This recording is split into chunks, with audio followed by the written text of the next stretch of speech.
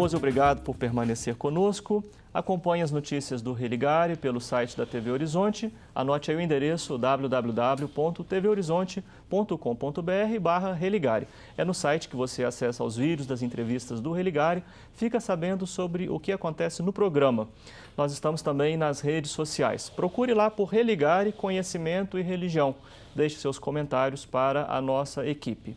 Nós vamos começar o programa de hoje, Frei Moser, ouvindo o que as pessoas estão sentindo da atuação do Papa Francisco à frente da igreja. Vamos ver alguns testemunhos que a nossa equipe buscou. Eu acho que melhor do que ele. O outro era bom, né? Mas ele está melhor ainda. Eu acho que ele está trazendo uma mudança muito grande. Tomara que continue assim. A simplicidade dele, né? Você vê que ele deixou de ser um palácio para ir para a residência mais simples, mais normal, né? Na vida. Então, esse é o ensinamento da nossa caminhada, que não adianta ter orgulho e nem grandeza, porque a humanidade precisa de humildade, né? Paciência, tranquilidade e muita fé em Deus, né? Frei Moser, como é que o senhor avalia essa recepção popular do Papa Francisco? Em primeiro lugar, eu acho que todos os líderes do mundo estão cometendo um grave pecado de inveja. Como é que chega esse homem, Bergoglio, em 2 tempos ele se torna um ícone, uma referência por todos? Eu não vi nenhuma crítica, pelo contrário, todo mundo diz, ai que beleza, esse homem é extraordinário. Ou seja, a receptividade é total. O ibope dele não é forjado, ele é real. Ele está nas ruas, ele está nos bares, ele está em toda parte. Me perdoe a pergunta, mas aqui o próprio organizador, o professor José Maria da Silva, ele fala que é preciso tomar esse cuidado, né? Há um risco de se produzir uma papolatria? Esse risco sempre existe, mas eu acho que com ele não, porque ele mesmo se encarrega de se desmistificar.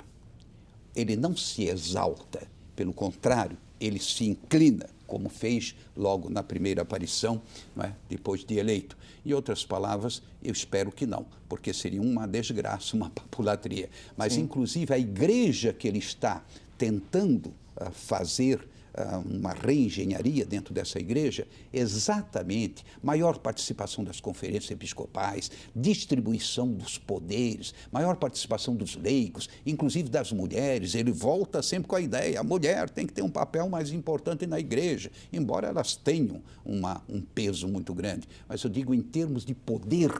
A questão é de poder, de decisão. E, em outras palavras, eu acho que ele está descentralizando de uma tal forma que a mistificação vai ser muito difícil. Sim, quando o senhor comenta a questão da mulher, várias colegas, teólogas e também cientistas da religião, quando o Papa falou sobre isso, né, da importância de fazer uma teologia da mulher e pensar a questão da mulher, algumas me escreveram, outras eu participei de alguns debates. Será que o Papa Francisco desconsidera toda a discussão de teologia de gênero que já existe, toda a teologia que já existe sobre a questão do papel da mulher na igreja? Eu acho que ele não pensa em questão de gênero, ele pensa em questão de poder, ou seja, de funções decisórias dentro da igreja. Por exemplo, na própria cúria, não é? Em quantas instâncias a mulher pode prestar serviços e mais adequados do que um homem? Por exemplo, o que falta muito na igreja é aquela leveza, é aquela sensibilidade que é próprio da mulher, ou seja, aquela ternura, capacidade de dizer as coisas, mas de uma maneira tal que as pessoas se sintam cativadas, ou seja, é o feminismo, não o movimento feminista, mas o feminismo no sentido da feminilidade. Também da produção teológica? Da produção teológica nós temos, sem dúvida nenhuma, alguma coisa, mas temos que ir muito mais longe. Eu acho que ainda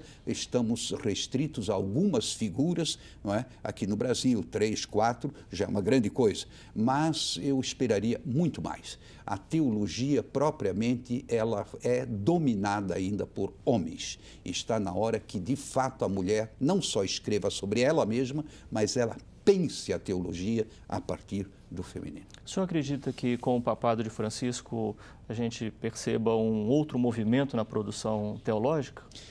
Sem dúvida nenhuma.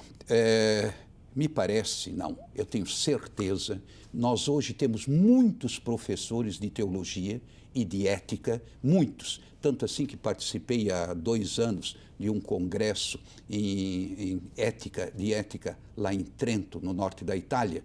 Eu fiquei espantado, mais de 600 pessoas, mas todos jovens, não é que eu me sinta assim tão velho, mas todos jovens, e quantas mulheres. Só que os inscritos são relativamente poucos, sobretudo no Brasil, vamos dizer, teólogos novos que escrevam. Agora, lecionam e são muitas vezes professores brilhantes, sabem fazer palestras, etc. Mas tinham medo.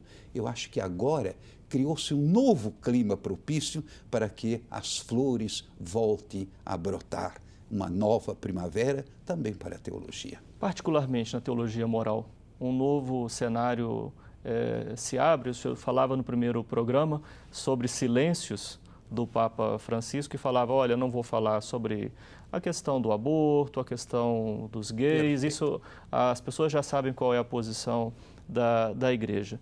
Mas, de modo geral, a gente percebe do Papa Francisco uma abertura para diálogos pouco comuns, assim, pelo menos de público. No interno a gente até acompanhava, mas de público a gente vê outras posições. Olha, há uns 5 anos atrás, eu dei uma palestra lá no México para o alto escalão do CELAM e dei como título A Igreja do Sim. Uns gostaram, outros se retraíram. Agora publiquei na Revista Eclesiástica Brasileira a Igreja do Sim e o subtítulo A Igreja no Ritmo do Papa Francisco. Gente, chega de dizer não. Então você vai aceitar? Não, você tem que abrir caminhos. Por exemplo, em termos de transmissão da vida, questões de laboratório, questão de genética, biogenética, biotecnologia, etc., etc.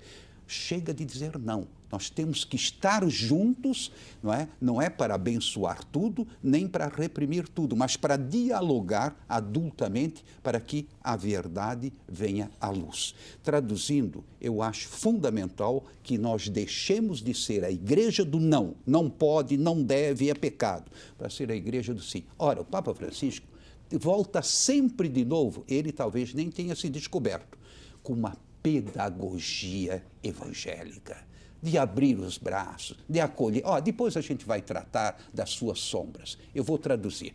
Quando uma pessoa está entusiasmada, vamos supor, por um livro, ela não pensa mais em nada, senão naquele livro, pesquisar, ou entusiasmada com uma causa social. Em outras palavras, o pecador não se converte porque é apedrejado, mas na medida que se encanta. Se encanta por quem? Por Jesus Cristo, pelo projeto de Deus, do Evangelho de Jesus Cristo. Essa pessoa vai abandonar as sombras do pecado. Não é? E, em outras palavras, você conquista as pessoas não reprimindo e não represando, mas abrindo novas perspectivas. Para mim, o grande segredo desse Papa consiste nisso, é uma pedagogia realmente de Jesus. Jesus cativava, não falava muito nem nada, cativava. E as pessoas e o nosso Pedro e companhia, o irmão e assim por diante, André, deixaram tudo e o seguiram. Eles bem que devem ter ido assim com muito boa vontade, deixar as mulheres, a família, para seguir Jesus. Não, estou brincando, mas quero dizer, se entusiasmaram num lance. Esse homem fala como quem tem autoridade. Ele abre caminhos, ele entusiasma. E isso é que cabe à igreja, ser a igreja sorridente e não a igreja ameaçadora. Uma moral guiada por normas e preceitos e códigos. Perfeito. Ou uma moral orientada para a pastoral? Eu diria, as normas são necessárias, mas vamos distinguir. Você tem normas jurídicas, você tem normas canônicas, você tem normas que poderíamos chamar litúrgicas, você tem uma série de normas. Agora, as verdadeiras normas, elas só são válidas na medida em que remetem para a fonte, para o ethos. O ethos é o humano, não é? Porque as normas, eu tenho a comparação, elas normalmente são como que torneiras de antigamente que enferrujavam, não é? Então precisam ser substituídas. Agora, o ethos não, é aquela fonte borbulhante. Então, as normas sempre têm que estar ao dinâmico, serviço. Né? É a dinâmica, é a dinâmica. Agora, sem dúvida nenhuma, sobretudo cabe à moral mostrar o caminho da felicidade. Não é fazer o que bem entende, não é estar tudo liberado, vamos liberou geral, não é por aí, mas levar as pessoas a descobrir o caminho da realização.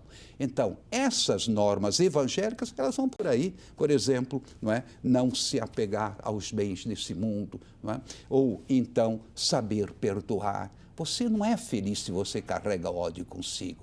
Você quer ser feliz? Você tem que saber perdoar. Não é? Ou então, outras coordenadas dadas pelo Sermão da Montanha, não é? Você percebe a mesma perspectiva. O que importa é que a moral faça a pessoa se sentir mais realizada. Ah, é por aqui o caminho. Que bom, lá vou eu. Nós vamos fazer um breve intervalo, voltamos daqui a pouco. Nós estamos falando sobre as perspectivas e as expectativas do primeiro ano do papado de Francisco. Até já.